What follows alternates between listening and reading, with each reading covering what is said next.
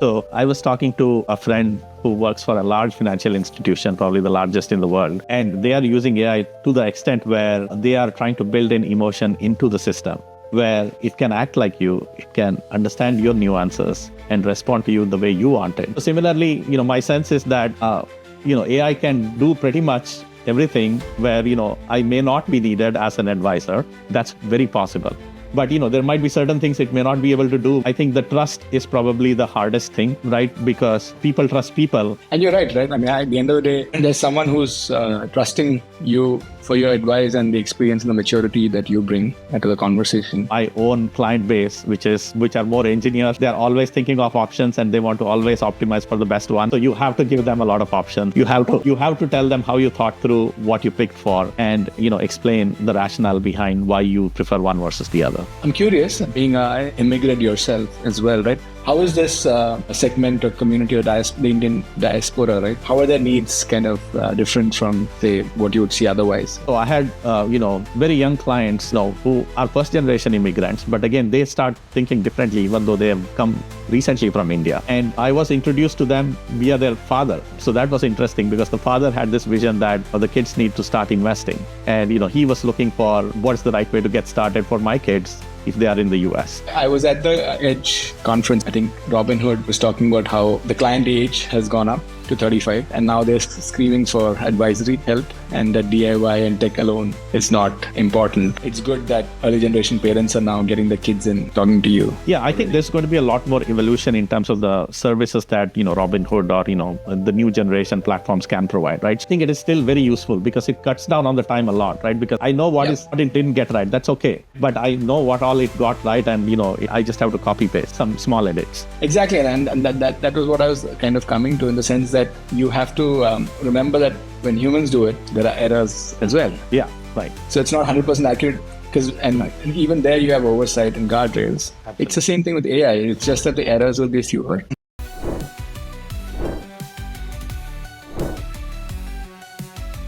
Good morning, Sukesh. How are you doing today? Doing good, Vineet. How are you doing? Very good, very good. I'm in sunny Florida this time. And it's nice to have you. Thank you for taking time out to join us on Advisor Ally for our latest episode. How are things in Raleigh? I think it must be a bit warmer than when I was there last time. Yeah, it's an honor to be on your podcast, Vineet. I really look forward to this discussion. Yeah, Raleigh is getting hotter by the day. Yes, the summer definitely is setting in. I was in Boca Raton for the Wealth Management Edge conference, and this part of the country is definitely a lot warmer than when I was here a few months back. And I can imagine the same with Raleigh as well. I know, looking forward to a fascinating conversation today, Sukesh. I know you've had a tremendous journey, from your engineering roots to now in financial advisory. And maybe I'd love to start there actually. In fact, one thing I'm realizing more and more, speaking to several advisors, is although this is a very specialist and specialized space, advisors are coming in from various directions. There are people who've done different things in their past lives, or coming from different careers, and then finding their calling as a financial advisor. Would love to learn a little bit more about your journey as well, how you ended up in this space. Yeah, absolutely. And I think it's mostly true that for people who are in the financial planning industry, it's always at least a second career, if not the third or fourth, right? And I think traditionally it has been mostly on the financial planning, advising side. As an advisor, they play a sales role more than any technical expert type role. And so I think it is natural that, you don't get to be in sales unless, you have come through some domain, mastered that domain, and kind of understand how to interact with larger groups of people and are able to build trust. So to me, it's a natural progression. And, it's one of those careers that only mature people can have, if I may say. Right. No, absolutely. And it's very interesting that you say, 2-3 careers and then you come into this place. And you're right? I mean, at the end of the day, there's someone who's trusting you for your advice and the experience and the maturity that you bring to the conversation. So, absolutely understand. And I can relate to that point that you make. So then what, before Trillium Square that you currently lead and advisory, what is the backstory? Yeah, it's like one thing leads to the other. I wish we all started with a blueprint, which we don't. So we just have to figure out our own way and, serendipitously discover what works for you and also what you are interested in it at a given point in time. So I will just go chronologically backwards so that, things probably relate, right? So financial planning was very new to me when I started Trillium Square Advisors. But at the time, I was very familiar with building investment strategies. That is, coming up with looking at a particular market or a particular asset class and figuring out, momentum value strategies and trying to build single strategies where, you can either pick stocks or pick, securities. And that was because, I came from a background where I did, I worked at a quant hedge fund for the previous 5-6 years. And I got into the quant hedge fund because I had a technical background and because I worked at Microsoft for almost 10 years. So at some point along the software engineering journey, I switched to finance. I had a chance to work at a large investment bank, learn about various different things from a security standpoint, understanding how the financial markets work. And so that is what led me to this quant hedge fund. And, one leads to the other. And then, you find that, you can serve your own friends and families and, help them build back. Sure. No, that's fascinating. And I like the way, the approach you took, the reverse chronological order rather than the other way around. And somehow when you just said what you said, it all seems to make sense that the pieces just fell into place. Yeah. So there's obviously investment strategies, the quant and hedge fund, the tech angle from, Microsoft. And I think you were at Morgan Stanley. That's right? correct. Yeah. Yeah. Right. Amazing. And then finally you got into, at the end, how far back was this? Yeah. So Trillium Square I've been doing for the last 7 years. Okay. Brilliant. 7 years. So when you came in, and I know this is something that you've touched upon before, I think obviously you're moving from institutional kind of relationships to kind of personal retail relationships. Yeah. How did you manage that shift? And, I'd love to also understand your design, engineering background. How did that kind of translate into advisory and helping people understand their kind of financial position and plan ahead? Yeah.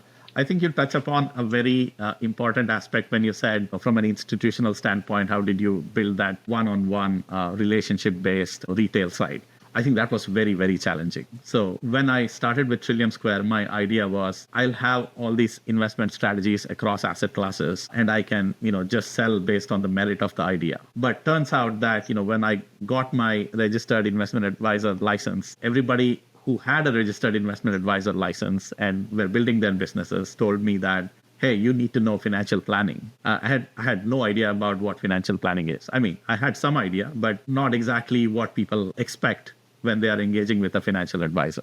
So I had to learn that. Also, marketing and, putting yourself out there and, being a salesperson was very, very, very new to me. And I would say I really struggled for 1 year trying to market to the wrong set of people where I didn't even have a chance to build trust. So Then I pivoted the niche where, people who have the same skin, who have the same background, who have the same, technical understanding, were more open to looking at me as an advisor who can give me the trust that they were looking for. And so that is where I flourished. So it took a very hard journey to get there. But I think it's very well worth it because I learned a lot in that process. Right. No, thank you for opening up so much. I think the 0 to 1 journey is always the hardest, right, for any entrepreneur. And obviously financial advisory is no different. And it's interesting how you talked about finding your kind of space within the larger space. And it's a big space, right? I mean, it's 30,000 RIAs. So, as an investor client, you definitely have more than one option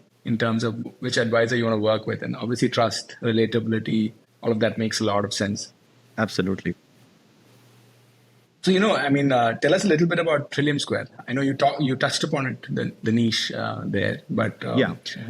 What does Trillium Square do? What does your typical client profile look like? And, how do you differentiate yourself? Yeah. So at this point in time, Trillium Square is a wealth management firm. We want to say, we can do private wealth for our high net worth individuals. So we have various different aspects, whatever you can imagine within the financial services umbrella. As a wealth management firm, we try to offer that. So we do financial planning, we do asset management, we have access to alternative assets so that we can bring that to bear for our clients. We specialize in advanced tax strategies for high net worth individuals again. So I think all of these put together make a very compelling offering from Trillium Square for anyone out there who is looking for financial advice or wealth management.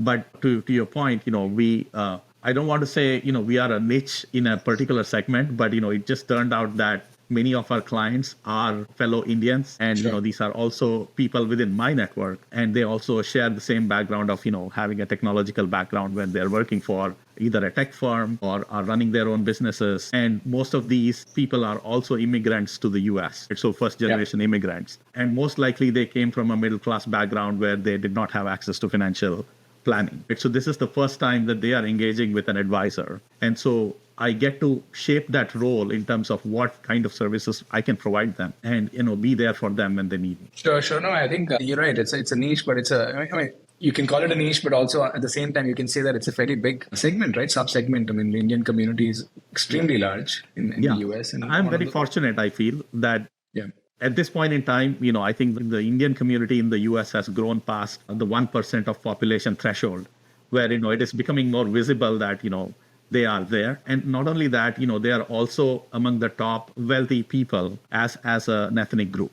So, for any financial advising firm to just focus on them, I think, it's a very fertile ground to serve. Absolutely. And I was just going to say that it's probably 3-4 million in number for the most successful, as you said. And also it's that tipping point, right? When you start accumulating wealth and you start getting a bit older, especially the first generation immigrants, when you need to start thinking about the various aspects of not just money management, but planning for the future, planning for your legacy, your family, and so on and so forth. So yeah, that makes a lot of sense. Sukesh, I'm curious, being an immigrant yourself as well, right? How is this segment or community or the Indian diaspora, right?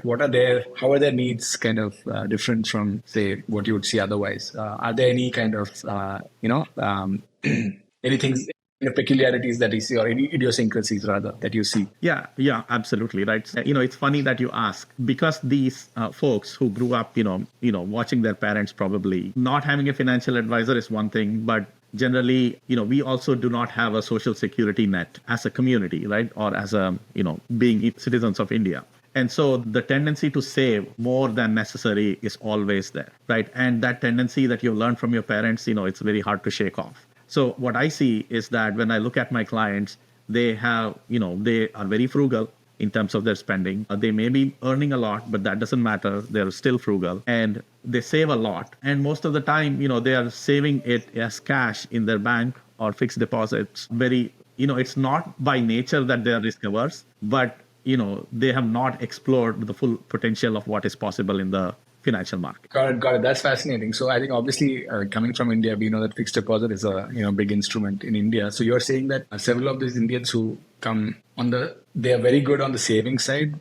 The frugal nature has continued, but on the investment side, is it lack of awareness, or is it just again like thinking fixed instrument? A CD as it's called here is probably the best place to park your money, and then you lose out on compounding. Is that the kind of general trend that you've seen? So how would you work with them to then kind of diversify? Yeah, I would say, it all depends on, their level of access and their level of information. Of course, there are people who have very well diversified portfolios, but when I look at the group as a whole, I see that there is more cash sitting on the sidelines. The other place that, most of the, Indian folks like to go is real estate, because, they have seen in India, real estate is, prime, growth asset class. There is limited amount of land, a lot of people, and so the real estate never disappoints. But in the US, that's not the case, right? So, if you look at various different cities, real estate prices have gone up and down over the years, and it's not the same.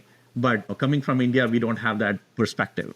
And so generally, most of the folks, when they look at higher ticket investments, they tend to real estate, and they have investment properties and so on.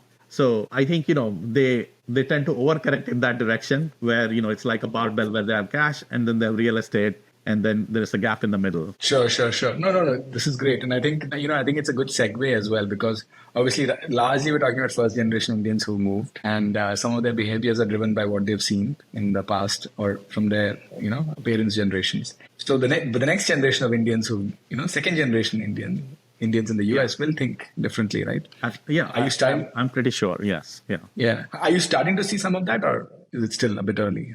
Obviously they are born and raised here. They will come in with a different mindset. And actually the reason why I bring this up is there's a larger macro trend that's happening as well, right, with the wealth transfer. across the US, not just the Indian community. It's something that I'm very kind of keen to understand, right? What has changed from like say the previous generation to what does the new generation want from their advisors? I have some Gen Xers who are second, they're not first immigrants. They are like children of, first generation immigrants, but they're Gen Xers. And then I have, Gen Zs and, some millennials and Gen Zs clients. But, most of them are, just, starting to build wealth, right? So they are thinking broadly and they want to engage with an advisor. So I had, very young clients, who are first generation immigrants, but again, they start thinking differently, even though they have come recently from India because one generation has moved on. And I was introduced to them via their father. So that was interesting because the father had this vision that the kids need to start investing. And, he was looking for what's the right way to get started for my kids if they are in the US. And so the kids themselves are very forward thinking and, they want to have a diversified portfolio and they want to make sure that they're not losing out on any opportunity that's out there. So, yeah, I think it all depends on the mindset. But, I would agree with you that most of the younger generation, they are more open and they are more DIY in the sense that, I know I can do it myself. And so I'll be happy to do it, using some technology that's available to me. Yeah, no, I was having another conversation, Sukesh, where, this advisor told me that in the prior generation, you could tell the client, this is what we'll do. Whereas now, with the present generation, you'll say, these are the 3-4 options that we have. Let's sit down together and decide what might make more sense. So the need for an advisor hasn't gone away. The engagement style may change. Also because there's a lot more information available these days, right? It's democratized with the internet and stuff like that, which wasn't available maybe 20, 30 years back. Yeah, I will definitely agree with that. But again, caveating that with, my own client base, which are more engineers, they're always thinking of options and they want to always optimize for the best one. So you have to give them a lot of options. You have to tell them how you thought through what you picked for and, explain the rationale behind why you prefer one versus the other. Got it. Okay. No, that's not an easy job. So you're always thinking it's like a chess game, right? You're thinking 2-3 moves ahead when you're getting into a conversation with some of the more analytical engineer clients that you might have. Very true, very true. So I was talking to an advisor who had a much larger asset base and, she had started longer time ago. And, she looks at me and says, I was, asking her for advice as a starting a new firm, how do I generate more business? She looks at me and says, Sukesh, you are going after the hardest market that is out there. Engineers are the hardest one to please. So you should choose some other, segment like, medical or something where they have no clue and they'll be ready to trust you based on what you're saying. So have you ventured out into other areas as well besides the engineers? Not, by choice, but, right now I get new clients because of word of mouth. And from that standpoint, I have a few doctors in my client base now, and I can definitely see that difference. Sure. No, okay. This is very, very interesting. No, thank you for sharing that. I was at the Edge conference, and one point I wanted to make is I think Robinhood was talking about how many of their average the client age has gone up to 35, and now they're screaming for advisory help, and that DIY and tech alone is not important. So that kind of really resonates with the point you were making earlier about it's good that some of the early generation parents are now getting the kids in talking to you. I think there's going to be a lot more evolution in terms of the services that Robinhood or the new generation platforms can provide, right? So the reason is this. So as the family starts building wealth, even me, when I was young, I could do my stuff by myself, right? At some point, I needed some additional help. And that is not because I don't know stuff. It's because some of these things are locked behind a wirehouse or a RIA because, certain products are not available to you directly. My hope is that going forward with the younger generation asking for all these things, Robinhood might open up, providing more of these sophisticated solutions directly to the clients, right? So we're seeing some of the things on the,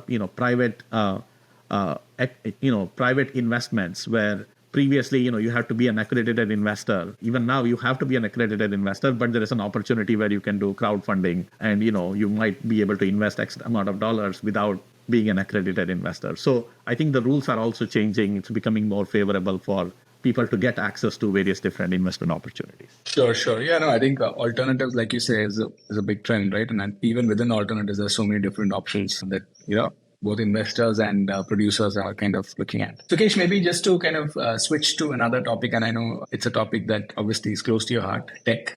I have And having started Trillium 7 years back, you've had the opportunity to kind of build a tech forward or tech enabled business. And I know for a fact that this is true because you've shared details with me before. But yeah, I would love to kind of talk about how you went about building the tech stack for your business, and more so from how it helps you from an advisory and operational standpoint. And then after that, we'll come to the most talked about two letters today. But Right. Yeah. So just to keep it brief on the tech side, right? So when I started, as I said, I was building investment strategies and hoping that investors will take up on the investment strategies. And so I have a stack of, Python stack where, I can automate most of the data gathering, analyzing and figuring out, what to invest in at what time, and then build, investment portfolios out of it. And so, I was doing that for a long while. And as I added financial planning, I also made sure that any, planning aspect, rather than doing that in a spreadsheet, can be modeled out in Python script so that, it's easier to replicate and keep building and make it more sophisticated than what is out there.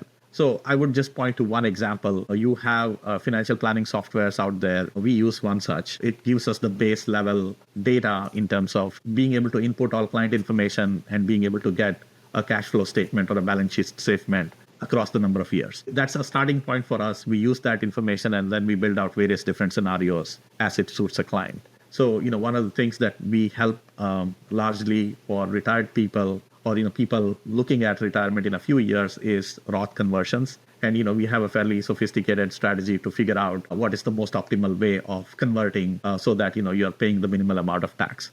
So, it's using some optimization techniques to make that happen. And, we're proud that, we have been able to help build that, help our clients do the right choices as they go along. So along these 7 years, at some point, I also got a very, very proficient and industrious engineer to join me. And, once, he joined me a year ago, he has been able to automate most of the processes that we have. And, it's easier that, as soon as we discover that somebody's doing something manually, we figure out how to automate it. Right. So it's been a good journey, and, we are becoming more and more efficient day by day. Sure. No, that's actually, I guess that's where coming in with that engineering background and the ability to kind of understand where you can apply tech is a big advantage that you have. I was talking to someone yesterday actually, and she's been in the industry for I think 20 years, and she was saying how 15 years back to generate a client statement, portfolio statement used to take 6 weeks. So how people would get information that was way outdated by the time they got it. When you started Trillium Square 7 years back, how impressed were you with the tech in the industry? Has it kind of like to meet your needs? And how have you seen the evolution in the last 7 years? Besides obviously, building stuff in-house. Yeah. So, when I started, I still needed a financial planning software and, I had to subscribe to it. Right. So I don't think, so there are certain pillars or aspects of tools that you need to get from outside. I don't want to rebuild the same thing that's out there. But I think, we are all familiar with Kitz's tech map, right? It has only added more dots in it. And, it's every year, it gets bigger and bigger. So I think that's a telling sign that, there's a lot more solutions out there than, people can use and avail for their own business. And obviously the buzzword in the last kind of 2-3 years, and more so than maybe last 6 to 12 months, has been AI, right? Where do you see AI kind of in its current state in the industry, and what's your view on where it could go? Yeah. Beyond the initial use cases, or how do you use it today? Yeah, so we started using AI probably a year plus ago, mainly to, again, optimize some of the processes, cut down on the time that we're spending. So we do a monthly market updates. And, that used to consume a lot of time because, we used to gather data from economic data and then, have to summarize it and then, figure out, what to write, how to say it. You wouldn't believe it. A lot of the time is spent in getting the grammar right because English is not my first language, right? But what has happened with AI is that is the easiest thing to solve, right? I don't spend even a second on it now. I type up whatever I need to, I give it to ChatGPT, it tells me, it corrects all my grammar, and I'm ready, right? So I think, that's just an example, but, it has helped us cut down on producing that market update to a few hours per month.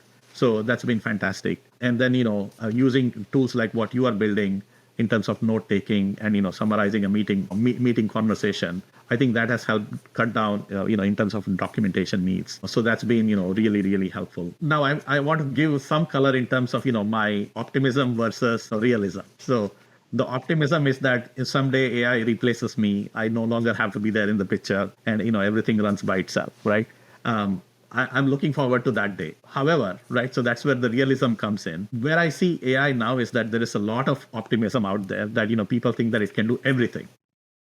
My guess is that it's not everything. It is some things, and it will be good at a lot of things, but it may not be good at certain things, and we have not yet figured out that boundary. So I think the tech tools who are building AI are still figuring that boundary where things work well and things don't work well. And I'm just curious to see, can I get a picture of that boundary before anybody else? So I know where to spend my time with AI, and I know where to spend without AI. Yeah, I think that's true. And I think a lot of people walk in thinking, obviously we are building in the space, and we have conversations with RIs and advisors who ask, okay, will this be 100% accurate? Say, if you're scraping data from documents as an example, right? Is it going to be 100% accurate? The honest answer is it may not always be 100% accurate. Or the meeting summary may not always be 100% accurate. Like there might be a spelling mistake or whatever, right? Because it's based on what it captures. And the technology is getting better. But you also need to think about... Even with those, shortcomings, I think it is still very useful because it cuts down on the time a lot, right? Because I get the summary, I know what it didn't get right. That's okay. But I know what all it got right, and, I just have to copy paste. Right, or exactly. Make some small edits. Exactly, and that was what I was kind of coming to, in the sense that you have to remember that when humans do it, there are errors as well. Yeah, right. So it's not 100% accurate, and even there you have oversight and guardrails. Absolutely. It's the same thing with AI. It's just that the errors will be fewer, the processing speeds will be way, way higher. And then you just still need some level of oversight and guardrails. But you're right. I think the what we're seeing in the industry so far, content generation, note taking, information extraction are some of the earliest use cases. But there will be a lot more. I don't know if it ever will replace you, Sukesh. But let's see how quickly and how much tech progresses. And I'll tell you why, because, at this event, one of the sessions yesterday, the speaker just asked a question in the room, like a room full of advisors. How many of you feel like you're a therapist to your client? And literally everyone raised their hand. So there is that emotional and relationship aspect to advisory, which may be difficult for AI. Yeah, I was challenged on that as well, right? So I was talking to a friend who works for a large financial institution, probably the largest in the world. And they are using AI to the extent where they are trying to build in emotion into the system, where it can act like you, it can understand your nuances and respond to you the way you want it, right? So it's no different from your friend. Potentially, it's possible that, that might be some of the easier ones to mimic, right? So I don't know, right? I don't want to hold a judgment or, against this is possible versus that is possible. It's probably all possible. But, I still don't think I want to go back to the communication revolution, right? The internet. Internet promised a lot, delivered a lot more than it promised, but it's not perfect, right? So you and I are talking over internet, right? It seems like, we are accomplishing our goal. But you can't still touch me, you can't still feel me, you can't still smell me, right? So there are still things that are not perfect, right? So similarly, my sense is that, AI can do pretty much everything where, I may not be needed as an advisor. That's very possible. But, there might be certain things it may not be able to do where somebody needs me there, right? So, to your point, I think the trust is probably the hardest thing, right? Because people trust people. It's easier to trust other people because it's because, you are living, I'm living, you are going through the same problems I'm going through. So you may trust me because maybe I have seen certain problems that you may encounter in the future. So where I may be able to advise you, right? Maybe there is some bias that comes in the way of that trust, right? So similarly, an AI can be built where, it has real problems, just like a human has. Maybe humans will start trusting it too, right? To the same extent. People trust people. So if the AI becomes more human in some ways, yeah, it's all exciting. There's, let's see. I think, we don't know yet, but I think the possibilities are immense. And maybe, if we have this conversation in a couple of years' time, it will be a lot different than, forget 2 years' time, maybe in 2 months' time, it will be a lot different than it's progressing so fast. So fast. Sukesh, fascinating conversation. I know we spoke a lot about shop. Maybe would love to hear what happens outside work when you leave the office, go home, weekends. What does what keeps you happy outside work? Yeah. So, I have a family, so I, do the regular stuff. So that keeps me happy. But beyond that, one of the things that I enjoy is, being a part of an entrepreneurship community. So I'm pretty active in the Indus Entrepreneur, the local chapter, help high school kids, build business plans. And also as a part of Trillium Square, I want to foster that curiosity for finance. So, if there are high school students, I'm giving out projects like a 1 month project where, they can take up that, it's basically a question, and mostly it's related to how is AI going to change the financial markets, right? And then trying to see from their perspective, because they are the next generation people. They are going to be more integrated with AI. And, we want to see how that symbiosis works for the best. Sure. Sharing to your point, also, the earlier you're exposed to these things and your awareness levels are high, I think, you're kind of from day one, and your adulthood, you're maybe more aware and you're trying to do the right things. Yes. Thank you so much, Sukesh. I know this is one of several conversations you'll have, So thank you again for giving us your time Friday morning. Yeah, it's my pleasure. And, I've not had a chance to be on Kit's Advisor Success podcast, but, I'm sure you will give him run for his reach. Hopefully, we see you be very successful with this podcast. Thank you so much, Sukesh. On that note, speak again soon.